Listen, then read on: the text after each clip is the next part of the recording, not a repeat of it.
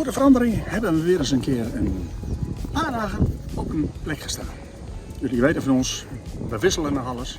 Maar we zijn nu een paar dagen op een plek gebleven. Waar zijn we? We zijn in Blesdijken. Ik kan me voorstellen dat een hoop mensen dat niet kennen. Blesdijken, dat ligt zeg maar net in Friesland.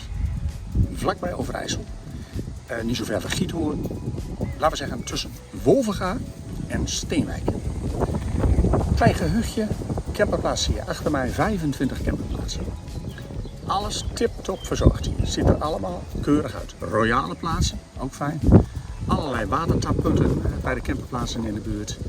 Je hebt een zitje waar je koffie kunt drinken, gebak kunt eten zelfs. IJs heb je daar. Je hebt een of andere, ja het lijkt een Jeu de Boel veld. Maar het is een ander, ja je zou dat volgens mij ook kunnen Jeu de Boel. Maar ja, dat kan. Dat kan, kijk. Mijn regisseuse die bevestigt dat weer. Maar die heeft gisteravond een ander spel aan. Volgens mij komt dat ook nog wel een filmpje voorbij. Kuppen, dacht ik. Tuppen heet dat? Kuppen. Kuppen. Oh, ze zijn aan het kuppen geweest. Nou, wat misschien ook even vermeldenswaardig is voor alle hondenbezitters. Ze hebben hier een perfecte uitlaatplek. Zo vanaf de camperplaats. De poepzakjes die zijn beschikbaar. Met afvalimmer erbij. Wat wil je nog meer? Dat vind je niet overal. Nou, en dan... oh ja, natuurlijk heb je hier wifi. Je hebt hier ontzorging. Je hebt een afwaspunt. Je hebt douches, toiletten. Alles erbij.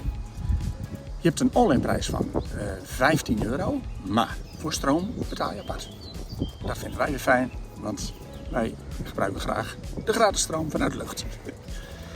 Nou ja, kortom, oh ja, dat ben ik ook natuurlijk nog vergeten. Je kunt hier ook heerlijk fietsen in deze omgeving. Je bent ook zo in Wolvenga, kilometer of 8, 9 geloof ik. Giethoorn is een kilometer of 15, 16. Dus het is allemaal ook prima op de fiets te doen. En het is een hele leuke omgeving om te vertoeven. Het is weliswaar wel een klein dorpje waar we nu zitten. Dus voor boodschappen moet je dus echt even naar Wolvenga of naar Steenwijk of nou ja, wat grotere plaatsen. Maar heerlijk rustig vertoeven hier op een, wij vinden een keurige camperplek.